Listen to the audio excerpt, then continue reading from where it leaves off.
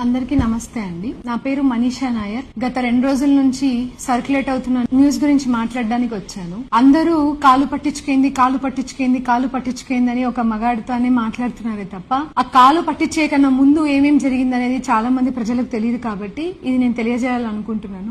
అక్కడ ఉన్నటువంటి ఇష్యూలో లక్ష్మీనారాయణ అనే వ్యక్తి ఒక మనం రిపోర్టర్ అండి. ఆ మనం రిపోర్టర్ గత సంవత్సరం రోజుల నుంచి మా మీద చేసినటువంటి దాడి ఒకసారి నేను మీకు చూపించాలనుకుంటున్నాను. ట్రాప్ లో హనీ ట్రాప్ కాలేజీలో కార్యక్రమానికి రంగమ్మను ఆహ్వానించిన మనీషా నాయర్. గీతం పేరుతో వేల మంది విద్యార్థుల తల్లిదండ్రులని ట్రాప్ చేసిన మనీషా నాయర్. రాశారు కదండి, నేను ఒక ఆడపిల్లనే కదా. ఇంత దారుణమైనటువంటి రిపోర్ట్ ఇంత రాశారే, సేమ్ రంగమ్మ తరహాలోనే రహస్యంగా వీడియో రికార్డ్ చేసిన బ్లాక్ మెయిలింగ్ అని చెప్పి ఎవిడెన్స్ చూపించండి. ఏం తప్పు చేశానో మీరు ప్రూవ్ చేయాలి కదండి. వితౌట్ ఎవిడెన్సెస్ నా చేతిలో పెన్ ఉంది, నా చేతిలో పవర్ ఉంది, నేను ఒక ప్రెస్, నేను ఒక మీడియా అని ఏది పడితే అది రాసేస్తారా అండి? ఎటువంటి సంబంధం లేని రంగమ్మ విషయంలోకి ఆవిడ ఎవరో కూడా నాకు తెలీదు.